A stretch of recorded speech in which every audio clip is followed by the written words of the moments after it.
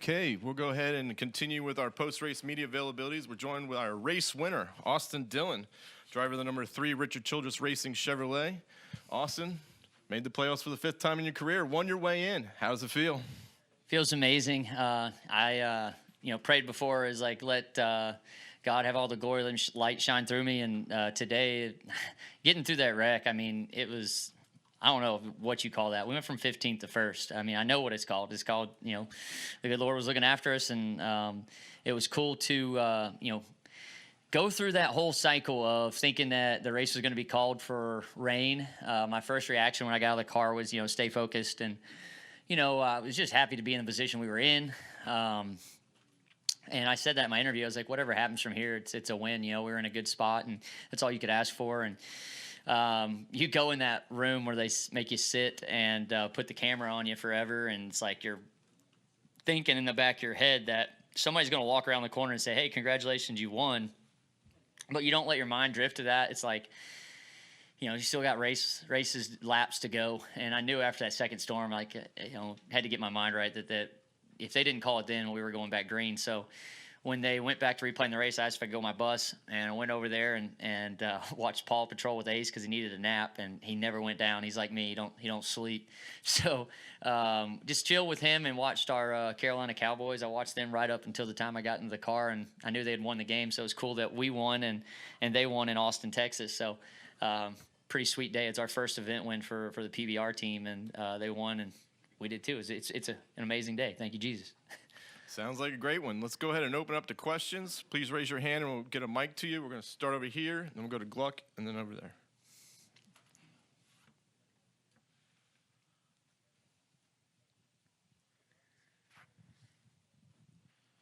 Congratulations, first of all, on the win and on making the playoffs. Chris Gollum with News Daytona Beach. I think it's safe to say one of the key moves after we got going again was the either contact or near contact with Austin Cindric running for the lead. Yeah. I was wondering if you could just walk me through what was your intention there and how did that play out? So laps were clicking down, and I knew I could get to the 2's back bumper pretty good. The 62 and the 8 did a good job of getting up through there. So I felt like 3 Chevys in a row was an advantage. And, in the back of my mind, I knew that the 12 car was still out there. And before, I didn't know where he was points-wise. But if I waited to the white flag to make the move, possibly if he wrecks or someone wrecks back there, it could take our shot away. So I wanted to make it before the white. And truthfully, that was – it just kind of happened. I was kind of planning on getting a bigger run than that before and pulling out to the right. And I figured that the 2 was going to be a sitting duck because they were going to go with me, the Chevys would, and then we'd race it out from there. But he just kind of got loose as I got to his back bumper that time into 1, and I'd kind of been giving him that same shove. I don't know if I just caught him a little more momentum that lap than the others, but when he got free, I just kind of moved up the track, and then I got way out front, and it's very hard to tell yourself to hit the brake pedal when you're driving away from the guys that are behind you to, not give up that huge gap. So when I saw Tyler got there and they were all splitting up back there, I was like, man, I just can't let them get too big of a run. And I knew Tyler would have my back. He's been a good teammate to me and enjoyed working with him. So, hit the brake pedal. He got to my back bumper. And from there on, it was more just kind of managing the gap to him in my mirror. And we were able to bring it home. As best you can tell, was there an actual impact between your bumper and Austin Cindric's? No harder than I had been the last 10 laps, hitting and pushing and pushing. I mean, you see those flaps come up in the front. I mean, we're pretty much connected, and I'm pushing them. So, I mean, it wasn't any more than what I had been, I felt like. Thanks, Austin. Yeah, thank you. Over here to Gluck. This is probably like as close to a ball don't lie moment as it gets in NASCAR in terms of like it looked like you were going to get it and then you had to still go out and earn it. Is there any special pride in pulling that off after the circumstances? It definitely does feel like that. I say that a lot in our basketball league when I get fouled, and everybody in my league complains that I get fouled because I run the league. So it's like when I knock down the free throws, it's like ball don't lie. For me, it's one of those things that my wife she was upset when I came back because I got mad at her. She was dancing on pit road during the rain delay. And I didn't say anything to her personally, but I had Craven reach out. I was like, hey, stop doing that. We're going to go back racing. She came in there. She was all mad. And I was like, hey, I was just saying, we're probably going back racing. She was like, when you have faith, you you do. You enjoy those moments. That wasn't a happy moment to be up front either way. And so it was kind of like, okay, you're right. Have faith. And, coming down to the choose, even like when I had to choose top or bottom, I knew the 51 had a clean car. Brandon and I discussed it with the 19. His car going to be better on the push. Well, we didn't get going great, but I was able to get to second. And I think second was key right there because of everything going on behind me. I never got shuffled. And I could kind of, determine the lines and the pushes that were going on. So it was written. I mean, it's pretty awesome to, just be behind the wheel today. And I feel like it was a good day. Go over here.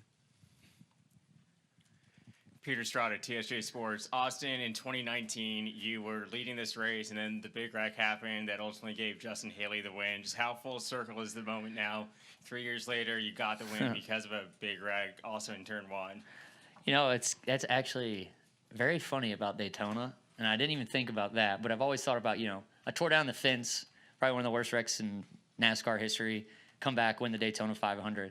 2019, I did feel about as confident as you could feel out front leading that pack, and Clint got a run to me and turned me in front of the field, and I probably, looking back, made an aggressive move, cutting left on him, and it was like, whose fault was it? It doesn't really matter. It's over now, but it's cool how this place just, I don't know, there's something about Daytona, and when you pull through the tunnel, things just happen here. It's an exciting place, and always create some kind of drama for sure. Okay, go over here, Jordan. Jordan Bianchi, The Athletic. Going into turn one, you're behind Austin. I mean, was the intention of getting to his bumper and getting him loose? Were you going to move him? Truthfully, it was just trying to get him out there, and I kept pushing him out, and he would do a really good job of being, I think he was on the brake pedal because it wasn't getting him far enough out. So the 62, he could kind of get to my back bumper and get a run, and we got a decent run through the tri oval. And, I mean, my intention was to get the lead before the white, so it worked out the way I wanted it to, but I'm not going to just say that was the time I really wanted it to happen. I was actually just trying to get him a little further out, and he got free right there into one. So, any concern though? I mean, he gets a little loose, so he gets a little sideways. I'm glad he didn't come back up the track at a high rate of speed, and he did a good job saving it. But I mean, like I said, it wasn't any more than what I had been doing. So I don't know if he just kind of was turning left as I was touching him, and it made him get freer. But that was it, really. Okay, we'll come over here, and then we'll go to Bob and Dustin. Terry Savison with WNDB. We were talking yesterday over at McDonald's. I saw you working through the drive-through. That was pretty cool. It was a fun day over there. But serve some Coca-Colas in the drive-through at McDonald's. Yeah. And I think the last thing I said to you was see you in the media center. Yeah. So here we are. Congratulations on the win. As one of the Coca-Cola team, one of the Coca-Cola drivers, to win the Coke Zero 400 here at Daytona, to put the 3-car in victory lane, this is just, I mean, you've won the Daytona 500. To win this race too, is this a great day or what? The Lord's blessed me a lot of happy days, and this is definitely going to be one of them, and I'll cherish it, and thankful to have my son in victory lane and Whitney and my whole family here. We love Daytona. We come down early to enjoy this area, and it was cool because my first win, Ace was too little. He was just born in Texas, so he couldn't come. So here's his first time he got to go to victory lane, and I don't know what he expected of it. And seeing him throwing around a little bit of confetti. At first, he's really tired because he hadn't napped, but he kind of got the gist of it after a while and was having fun running around. I was terrified that he was going to slip in all the champagne and Coke, but he made it through. Okay, over here to Bob. Bob Pockers, Fox Sports. I had two. The first, is there any extra satisfaction to winning it? And kind of, if they had called it, it would have been a little bit controversial. Yes. Win. Is there any extra satisfaction to winning it kind of straight up? For sure. I've got 4 wins in the Cup Series. Each one of them mean something different to me for different reasons. But the Texas one where I had multiple restarts and had to win and cross the checkered flag was probably from the driver's standpoint, one of the most important wins to me. And then now this one too is to go through all that and to be able to be I guess clutch in a moment that mattered is important. I mean, to us in all sports, right? Is to deliver when you've got the opportunity to deliver. And this year, I've had some moments that were very close. Charlotte being one of them. I mean, I didn't sleep a lick after the 600, just knowing that we had put ourselves in a position with a tire advantage. I made a heck of a move, and everybody's like, "Man, that move was amazing." Blah blah blah. I mean, I thought that I kind of gave that away in the turn 3 because I overdrove it, and I got loose, and it hadn't done that the whole race, but I was carrying a lot more speed than I had the whole race. So that one hurt me, and it kept me up a long time. So, and I've always kind of prided myself is to finish races when I have the opportunity, and today it feels good to finish it off. And Tyler Reddick obviously was behind you there for the last few laps. I mean, everybody knows what's happened over the last month. I mean, was there any concern of yours that he wouldn't play teammate at all? No. When Tyler made his decision a couple months ago, I called him and congratulated him. And for me, being a owner's son sometimes comes with caveats, and I wanted to make sure that I had nothing to do with the reasons that he was leaving.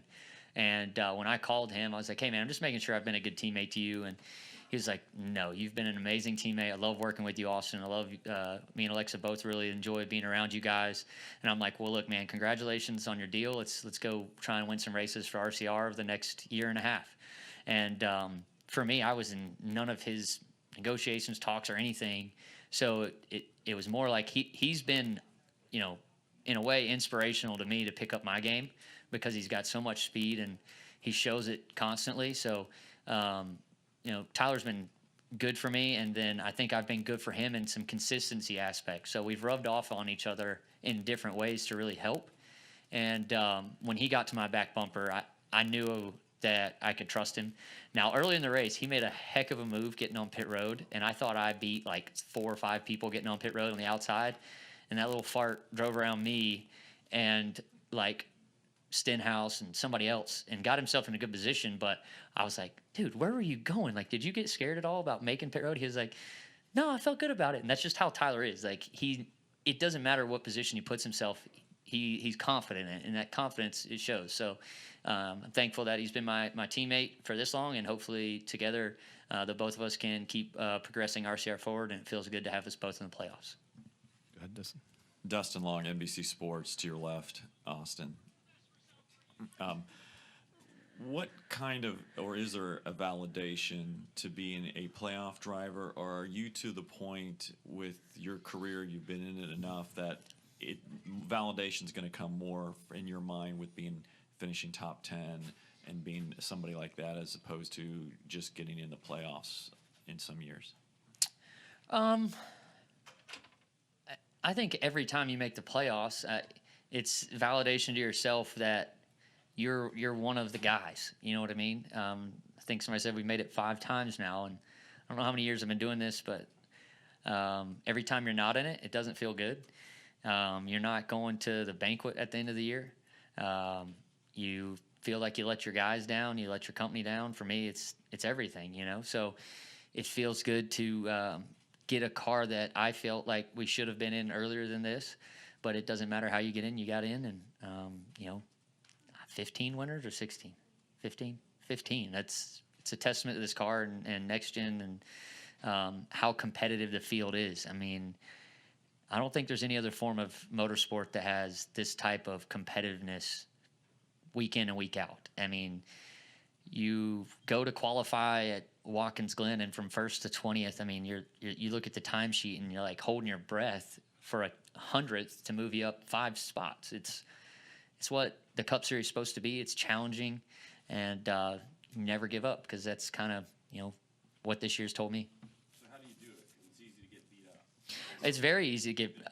I've got a great support system. We've done a lot this year. You know, having a faith in our background. I talk about religion a lot because I feel like, you know, it's a big part of who I am. And so for me, it's just, you know, I've got, the Lord's blessed me with a great family that can keep me grounded, and I can lay back on something. Morals mean a lot to me, and coming back to that and having that support system is probably when you go through the ups and downs and, the wrecks like at Charlotte this year or Atlanta. I mean, I hit the wall a ton at Atlanta twice and sore neck every now and then. But I'm not going to complain because I've been around those cowboys that ride bulls. Those guys live hurt, so I can tough it out. I'll be all right.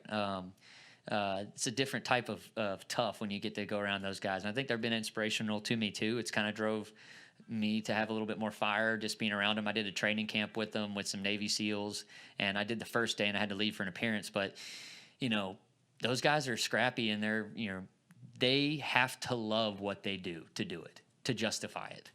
And if you lose the love for your sport, you're not going to perform at the highest level. So you've got to find why you're coming out here each and every weekend and doing it. And for me, it's family. Okay, go over here to Daniel, Kelly, and then Al.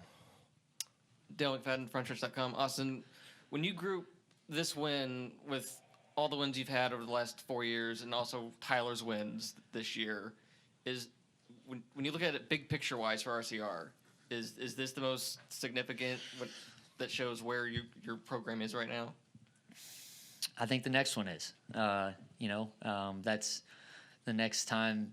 This is a big win. It's obviously awesome, and I'm going to enjoy it and celebrate it and enjoy the fact that we're going to get to go compete with the top 16 drivers. But it's the next moment, right? You gotta look forward to that next one to really see where the company's at, because this is sport. You just level yourself off of everyone constantly. You're constantly being judged against the guy next to you. So right now it feels really good. We came out on top, but we got 10 more weeks of this. And when you're sitting back there in the room, Yeah. just waiting, and they're parading competitors in there, do interviews in front of you, and you're just sitting there alone waiting, what's the worst part about that? I was cold. I didn't have a dry shirt for a little while, so that was getting to me. And then just kicking my back of my feet on the little wall there the whole time, just trying to act cool. And inside, you're just chilling, waiting. And is that why you changed fire suits, because it was wet? Oh, yeah, for sure, yeah. And this one is actually a fire shoot, so I had to cut a hole in it for my water deal that we plug up to keep ourselves cool. And I didn't even realize it when I walked out there that it was, not ready. So I had to take a box cutter and cut the side of it to let the hole out. Okay, let's come up front to Kelly.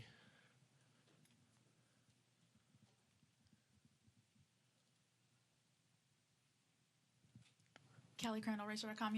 Austin, you talked about this being a clutch moment, obviously a very big day for the team to win your way in. This race and the way that it unfolded with someone winning their way in is really what this format and what this race becoming the cutoff race is all about, right? So it's what the sport wanted. What is that like? What is this moment like from an adrenaline standpoint, to be a part of that, to immediately afterwards to be like, we did that? Because again, it's what the sport wants, and everybody talks about coming down here and doing it, but we haven't seen it until today. There's such a balance of harnessing adrenaline and staying in the moment, and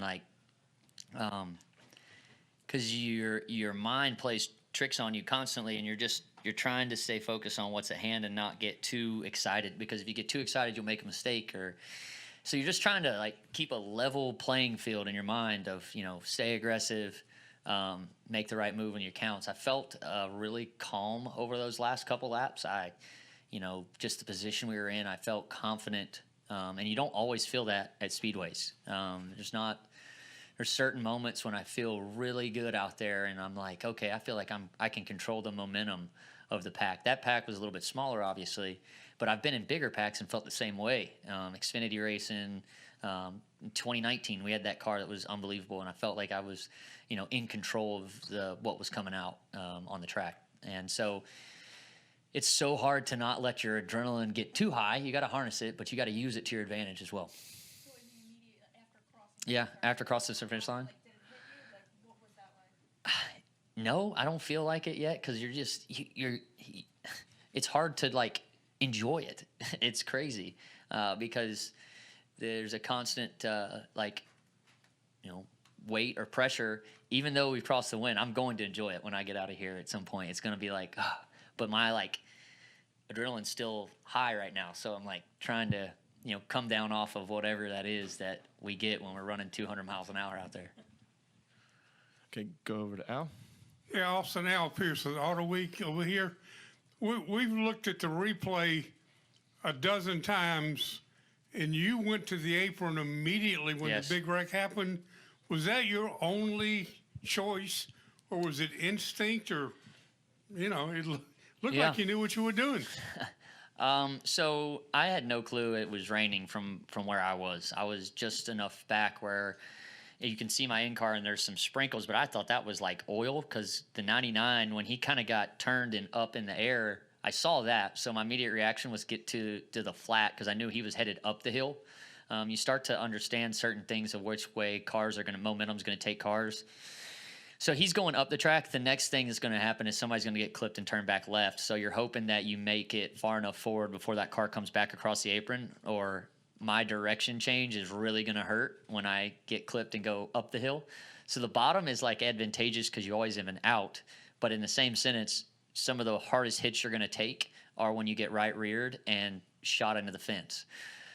So when I hit the apron, the first thing that goes through your mind is you're coming off of a ton of banking at a high rate of speed to a flat. So you're back steering instantly as you hit the flat. I'm starting to decelerate just ever so slightly because you can't carry that same amount of throttle. I had made it to where I could see out the peripherals. I didn't know it was the four, but I knew a car was coming down the hill. And he did a good job not coming to the apron. But then the next thing, like I gas up for a second to kind of clear him. The next part is the 21's in front of me. And for a split second, it was like, oh, I'm going to hit the 21. And I got to the brake pedal and the car settled. And just enough time to get the right front out of the 21's way and underneath it. And then it was clear skies from there. Just pick the gas back up, downshift, and keep your momentum up. Okay, let's go to the back. Austin, German Salazar from Telemundo. You said that it's your fourth win in the Winston Cup, and this means a lot to you. But how about for the whole family? Richard just said it, that it's been a long time that one of the family members don't win here in Daytona. Yes, for sure. I mean, anytime I can bring Pop a win, it feels good. He's the reason that RCR is where it's at, and when you can go make the boss man happy, it feels good. He's been pushing me hard these last couple weeks, like, hey, we got to get in this playoff race. We got to do what we can. Another point that I didn't bring up, that was all of our key alliance for Chevrolet in the top 8 now are in the playoffs. So that's pretty cool for Chevrolet, and proud to be a part of that group that's in it for the Chevys. Okay, let's come over here to Dustin and back over to Daniel.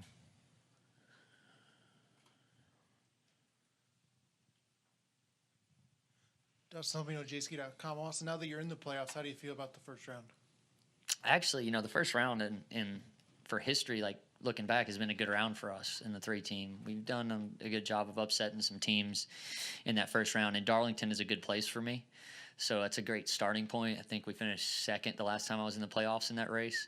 I feel good at Darlington. We got to improve on what we took there earlier this year, and that's a slow, slick place. And when those long runs happen, I feel like that's some of the best driving I do is when the tires wear out.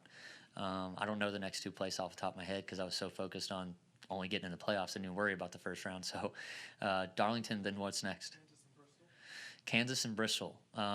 Kansas was a decent track for us, I think, earlier this year.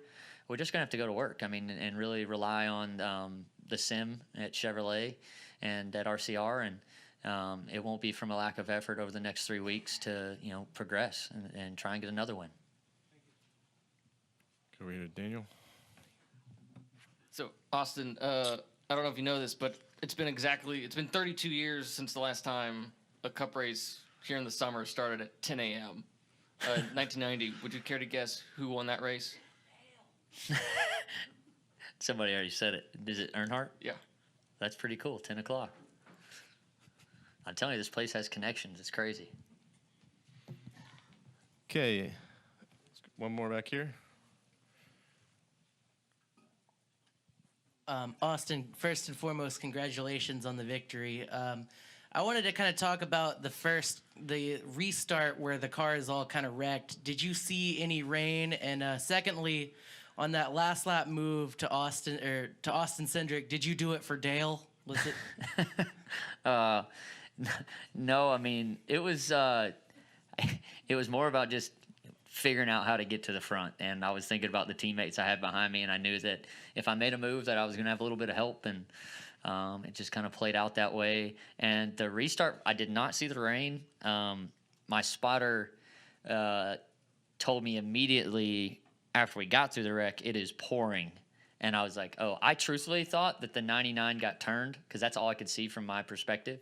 Then I watched the replay, and I actually did have fluid. I thought it was probably, it happened so fast that I didn't know that there was any fluid even. I was just going to the apron to miss the wreck. So I never really lost traction like those first guys that hit it did. And that probably was an advantage too, that when they hit it, might have dried it up. And when I got to the flat, it wasn't as wet when I got there. I didn't feel any dampness on the flat. I don't know. Okay, any final questions for Austin? One last one over here. All right.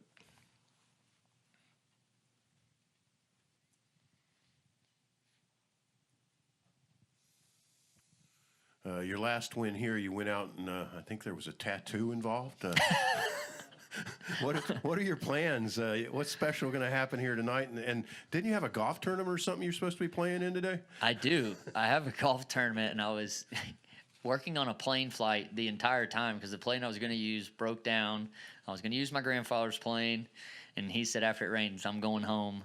So then I've been working on a flight, and my good buddy Johnny Morris at Bass Pro Shop, that's where we're headed. We're going to Big Cedar to play Paynes Valley, and it was for the Dilly Cup.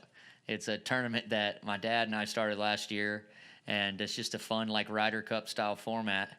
And it looks like Johnny has waited around for me, so we're going to possibly go there, I guess. I don't know. Are we not? Or we are? Okay, I guess we might be going there. I don't know. So that takes care of the post, big photo celebration? Yeah, we'll have some good times there for sure. Yeah, there's no tattoo shops in Big Cedar in Missouri. But if there is one, we might find one. All right. Well, Austin, thanks for coming in, and good luck in the playoffs. Thank you, sir.